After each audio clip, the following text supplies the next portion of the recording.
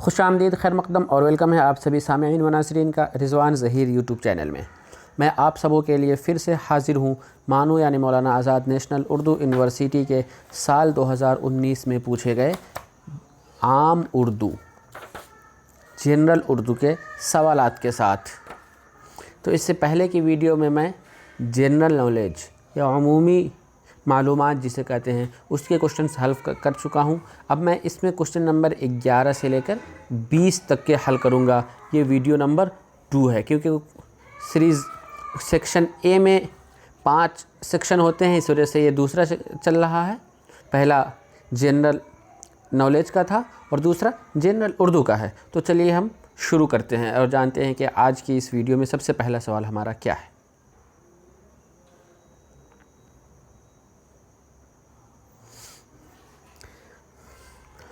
आम मालूमात या अमूमी उर्दू।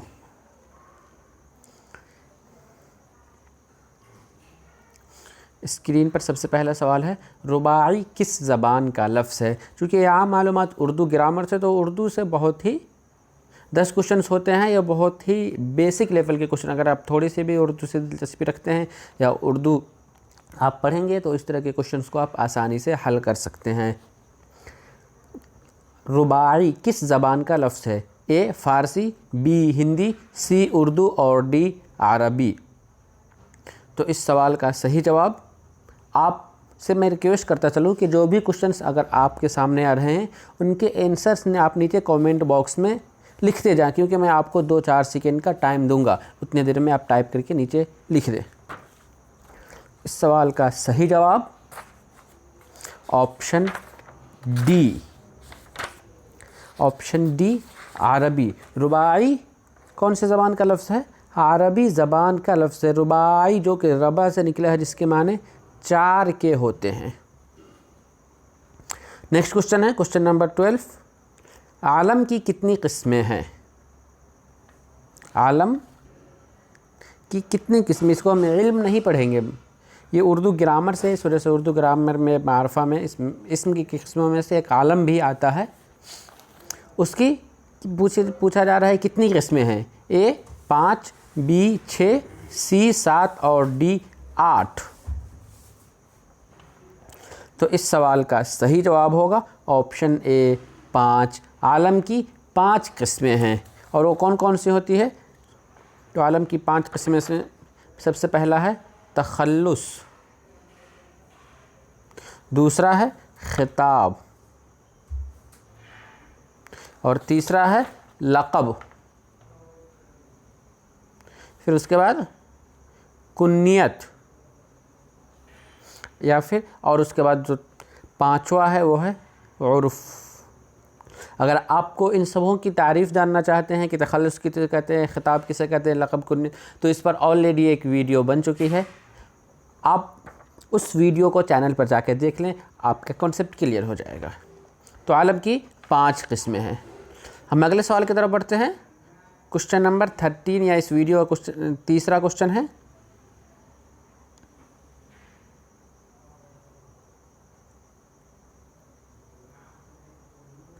जाहिद ने खाना खाया, इस जुमला में मफ़ूल बताइए। मफ़ूल उर्दू ग्रामर में एक होता है फ़ेल, फ़ाइल और मफ़ूल। जब कोई भी सेंटेंस बनता है, कोई भी जुमला हम बनाते हैं, तो उनमें 3 चीज़ें होती हैं आम तौर पे। कौन क्या क्या होती हैं?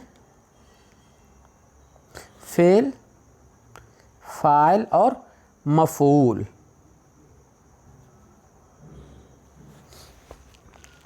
तो पूछा जा रहा है कि नीचे जो जाहिद ने खाना खाया, इस जुमले में मफ़ऊल कौन है? ए खाया, बी जाहिद, सी खाना या डी इनमें से कोई नहीं। तो इस सवाल का सही जवाब, लेकिन मैं इस फ़ेल, फ़ाइल और मफ़ऊल को मैं आप सबों से समझा दूं। फ़ेल किसे कहते हैं? काम करने वाले को, जब जिसे हिंदी में कर्ता कहते हैं। फ़ेल काम, फ़ाइल कहते हैं काम करने वाले को। फ़ाइल होता है करने वाला, और फ़ेल तो आप सब जानते ही हैं। फ़ेल किसे कहते हैं? वर्ब को, जैसे हिंदी में वर्ब क्रिया होता है उसे हम फ़ेल कहते हैं, या फ़ेल हिंदी उर्दू में कह लेते हैं सीधे फ़ेल, काम को फ़ेल कहेंगे। करने वाला फ़ाइल कहलाएगा। और तीसरा आ गया मफ़ऊल।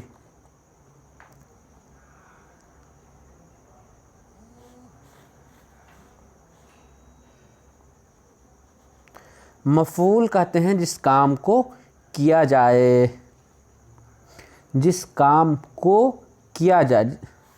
तो यहाँ जाहिद ने खाना खाया में 3 चीज़ें, एक है जाहिद, दूसरा है खाना और तीसरा है खाया। तो जाहिद ये है, ये फ़ाइल हो जाएगा। खाना क्या है? मफ़ऊल है। और खाया फ़ेल है। तो जाहिद ने खाना खाया, जाहिद खाना एक चीज़ है, एक ऑब्जेक्ट है, उसको खाया गया। तो उसको किसने खाया? जाहिद ने। तो खाने वाला फ़ाइल हो जाएगा और जिस चीज़ को खाया जाएगा वो मफ़ऊल हो जाएगा। और खाया ये फ़ेल है। जाहिद कोई काम जो करते हैं वो फ़ेल हो जाता है। तो इस तरह से इस जुमले में जाहिद ने खाना खाया में खाना है जो कि वो मफ़ऊल है। जल्दी तो आप समझ गए होंगे इस क्वेश्चन को। हम आगे बढ़ते हैं क्वेश्चन नंबर 14 में। बाग़ो बहार के मुसन्निफ़ मुंदरजा झैल में कौन हैं? उर्दू अदब की एक बहुत ही मशहूर किताब है बाग़ो बहार। उसके मुसन्निफ़ राइटर कौन है? ज़ौक़ दहलवी, आतिश लखनवी, मीर अमन दहलवी या फिर मीर हसन दहलवी? तो इस सवाल का सही जवाब है वो है ऑप्शन सी, मीर अमन दहलवी। अभी मैं शॉर्ट में चल रहा हूँ क्योंकि ये बेसिक है। अगर यही क्वेश्चन अगर आपके उर्दू सेक्शन से आएगा तो फिर मैं इसके बारे में मीर अमन दहलवी और बाग़ो बहार में फिर डिटेल से बताऊँगा। यहाँ सिर्फ आप यही जान लें कि बाग़ो बहार के मुसन्निफ़ मीर अमन दहलवी है। या फिर उसी तरह से यहाँ पे आपको मीर हसन दहलवी एक नाम दिख रहा है, उनसे भी एक सवाल पूछा जाता है कि उनके मसनवी का क्या नाम है? तो मसनवी सेहरुल बयान के मुसन्निफ़ मीर हसन दहलवी है और बाग़ो बहार ये दास्तान है, इसके मीर अमन दहलवी है। हम आगे बढ़ते हैं। ऐसा फ़ेल जिसका असर फ़ाइल तक महदूद रहे वह कहलाता है? फ़ेल लाज़िम, फ़ेल मुतअद्दी, फ़ेल मारूफ़ या डी इनमें से कोई नहीं? तो क्वेश्चन को हम एक मतलब समझने की कोशिश करते हैं कि सवाल क्या पूछा जा रहा है कि ऐसा फ़ेल जिसका असर फ़ाइल तक महदूद रहे। तो इससे पहले वाले क्वेश्चन में मैंने फ़ेल और फ़ाइल के बारे में बताया था कि फ़ेल किसे कहते हैं और फ़ाइल किसे कहते हैं। फ़ेल काम को कहते हैं और फ़ाइल करने वाले को कहते हैं। तो जिसका असर सिर्फ फ़ाइल तक महदूद रहे, कोई ऐसा सेंटेंस जिसमें सिर्फ फ़ेल और फ़ाइल ही हो, वो फ़ेल क्या कहलाता है? फ़ेल लाज़िम, फ़ेल मुतअद्दी, फ़ेल मारूफ़ या डी इनमें से कोई नहीं? तो पहले हम ये जो क्वेश्चन फ़ेल लाज़िम, फ़ेल मारूफ़ और फ़ेल मुतअद्दी इन तीनों को हम समझ लेते हैं कि फ़ेल लाज़िम किसे कहते हैं, फ़ेल मारूफ़ किसे, फ़ेल मुतअद्दी किसे कहते हैं। फ़ेल लाज़िम कहते हैं कि जिसका असर सिर्फ फ़ाइल तक महदूद रहे। जैसे क्वेश्चन देख रहे हैं कि क्वेश्चन का आंसर होगा वो है ऑप्शन ए, फ़ेल लाज़िम, जिसका इसका असर सिर्फ और सिर्फ फ़ाइल तक। जिस तरह से सेंटेंस में समझ लें कि एक कुछ आ रहा है ऑप्शन तारिक आया, ये एक सेंटेंस एक जुमला हो गया, इसमें सिर्फ 2 ही है, तारिक आया।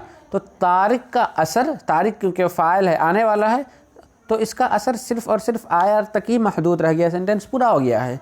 इस वजह से ये फ़ेल लाज़िम कहलाएगा। या फिर इसी तरह से अगर कोई सेंटेंस ऐसा आ जाए कि तारिक ने या मुजाहिद ने रोटी खाई, इसे हम ले लेते हैं तारिक ने रोटी खाई, तो इसमें 3 चीज़ें आ रही हैं। एक पहले है तारिक, फिर उसके बाद रोटी और फिर खाई। अगर सिर्फ हम इस जुमले में बोलते तारिक रोटी तो कुछ हमको सेंटेंस समझ में नहीं आ रहा है कि तारिक रोटी क्या है, तारिक अलग चीज़ है, रोटी अलग चीज़ है, लेकिन उसी में जब हम उसके तारिक के रोटी खाने के बारे में जिक्र कर दे रहे हैं तो इसे हम फ़ेल मुतअद्दी कहेंगे, क्योंकि इसको ज़रूरत पड़ रही है किसी एक और चीज़ की। सिर्फ इसमें फ़ेल और फ़ाइल तक ही ये जुमला महदूद नहीं रह रहा है, बल्कि इसमें मफ़ऊल की भी ज़रूरत पड़ रही है। इस वजह से ये फ़ेल मारूफ़ कहलाएगा, या इसी तरह फ़ेल मुतअद्दी कहलाएगा।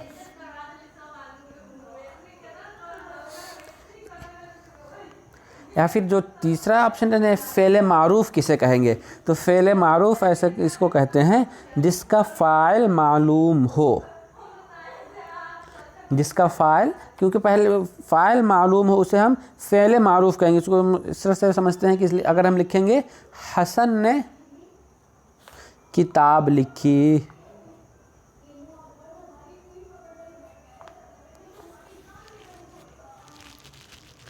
तो इस जुमले में हमें ये पता चल रहा है कि हसन ने कौन सा काम किया, तो किताब लिखी।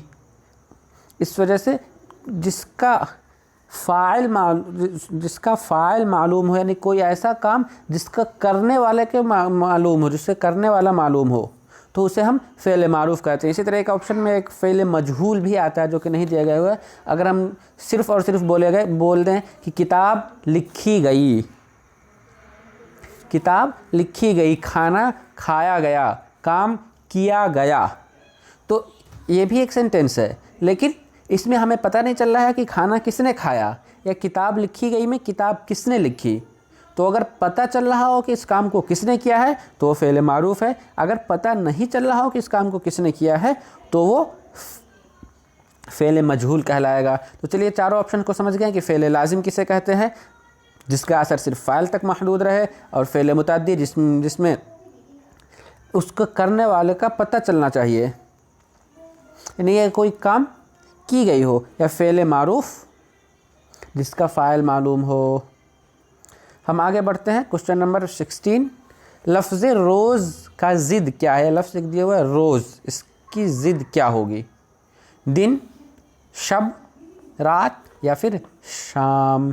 तो मैं चारों जो लफ्ज़ दिए गए हैं उनकी ज़िद यानी उल्टा, ज़िद किसे कहते हैं, अपोजिट मीनिंग वाले वर्ड को। तो दिन का होता है रात, शब का,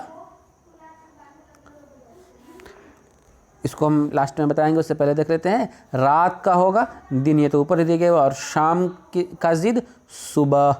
तो यहाँ जो ऑप्शन बी आपका दिया हुआ है शब, इसी का ज़िद होता है, शब का ज़िद होता है रोज़। शबो रोज़ बोलते हैं ना हम लोग, आमतौर पर इस्तेमाल करते हैं शबो रोज़, इस वजह से शब के माने रात, लेकिन माने के एतबार से हम यहाँ नहीं देखेंगे, सिर्फ अल्फाज किस तरह से बने हैं। तो शब की ज़िद रोज़ होगा। नेक्स्ट बढ़ते हैं क्वेश्चन नंबर 17, ताजमहल किस तरह का इस्म है। ताजमहल ये एक इस्म दिया गया हुआ है, किस तरह का है, इसमें आदद है, इसमें नकरा है, इसमें मारफा है, या इनमें से कोई नहीं। तो इस सवाल का जो सही जवाब होगा वो है ऑप्शन सी, इसमें मारफा, क्योंकि ताजमहल, हम आपको चारों के मीनिंग समझा दे रहा हूँ कि इसमें आदद, इसमें नकरा, इसमें मारफा किसे कहते हैं। इसमें आदद नंबर वाले वर्ग को कहते हैं, जैसे 1 2 3 4, पहला दूसरा तीसरा चौथा 12वां, इस तरह से ये इसमें आदद हो जाएगा। या फिर इसमें नकरा, किसी ऐसी चीज़ जिसका इतलाक़ बहुत सारे चीज़ों पर हो जाए, वो हम इसमें नकरा कहते हैं। जिस तरह से हम बोले वर्ड शहर, तो इससे कोई भी शहर हम मुराद ले सकते हैं। अगर हम बोल दें मुल्क, गांव, तो कोई भी गांव, किताब, कोई भी किताब, तो इस वजह से इसमें नकरा होगा। या अगर किसी हम ख़ास लफ्ज़ को बोले, किसी का हम नाम बोल दें, किसी का हम रहीम बोल दें, अगर हम अब्दुल रहीम, तो ये एक ख़ास शख्स के लिए इस्तेमाल किया गया हुआ है। अगर हम बोल दें पटना, तो ये एक ख़ास जगह के लिए इस्तेमाल हो गया हुआ है। या फिर इस तरह हम अगर बोलें हिंदुस्तान, तो एक ख़ास मुल्क के लिए इस्तेमाल हुआ है। किसी भी तरह का कोई भी जो ख़ास नाम हो इसमें मारफा कहलाएगा, लेकिन जो ख़ास नहीं हो बल्कि आम हो उसे हम इसमें नकरा कहेंगे। तो आपको तीनों के माने समझ आए। लेकिन ताजमहल ये दिया गया हुआ है, ये क्या है? ताजमहल एक ख़ास चीज़ के लिए इस्तेमाल किया। हम किसी और दूसरी जगह को, किसी और दूसरी बिल्डिंग को ताजमहल नहीं कह सकते हैं, इस वजह से ये इसमें मारफा कहलाएगा। अब हम आगे बढ़ते हैं क्वेश्चन नंबर 18 की तरफ। उर्दू मुअल्ला क्या है? अफसानों का मजमुआ, नज़्मों का मजमुआ, कहानियों का मजमुआ या फिर खुतूत का मजमुआ? तो इस सवाल का सही जवाब है ऑप्शन डी, उर्दू मुअल्ला मिर्ज़ा गालिब, असदुल्ला ख़ान गालिब के खुतूत का मजमुआ है, यानी ख़तों का मजमुआ है उर्दू मुअल्ला। हम आगे बढ़ते हैं क्वेश्चन नंबर 19 की तरफ, जो कि इस वीडियो का सेकेंड लास्ट क्वेश्चन है। जदीद उर्दू नस्र का बानी किसे कहा जाता है? शिबली नौमानी, सर सैयद अहमद ख़ां, मौलवी अब्दुल हक या फिर डी मौलाना अबुल कलाम आज़ाद? जदीद उर्दू नस्र का बानी सर सैयद अहमद ख़ां को ही कहा जाता है, क्योंकि उर्दू नस्र में जो जदीदियत लाने की कोशिश की थी, या सबसे पहले कह लें कि जो उर्दू नस्र को एक अलग पहचान दिलाने की कोशिश की, वो सर सैयद अहमद ख़ां है। या जो आपके सामने ऑप्शंस दिए गए हुए हैं, उन ऑप्शन में हम बात कर लें। शिबली नौमानी, अब मौलवी अब्दुल हक, बाबाए उर्दू मौलवी अब्दुल हक को कहा जाता है, या फिर मौलाना अबुल कलाम आज़ाद से भी 1-2-3 क्वेश्चन होता है कि उनकी पैदाइश कब हुई थी, या फिर उनकी पैदाइश कहाँ हुई थी, उन्होंने कौन सा रिसाला जारी किया था, उनकी सवानह निगारी या बायोग्राफ़ी का नाम क्या है। तो आप मौलाना अबुल कलाम आज़ाद को ज़रूर देख लें। हम आगे बढ़ते हैं इस वीडियो के सबसे लास्ट क्वेश्चन की तरफ। नावल उमराव जहाँ अदा किसकी तसनीफ़ है? नज़ीर अहमद, पंडित रतन नाथ शरसार, मिर्ज़ा मोहम्मद हादी रुसवा या फिर इनमें से कोई नहीं? तो इस सवाल का सही जवाब है वो है ऑप्शन सी, मिर्ज़ा मोहम्मद हादी रुसवा ने है उमराव जान अदा लिखी थी।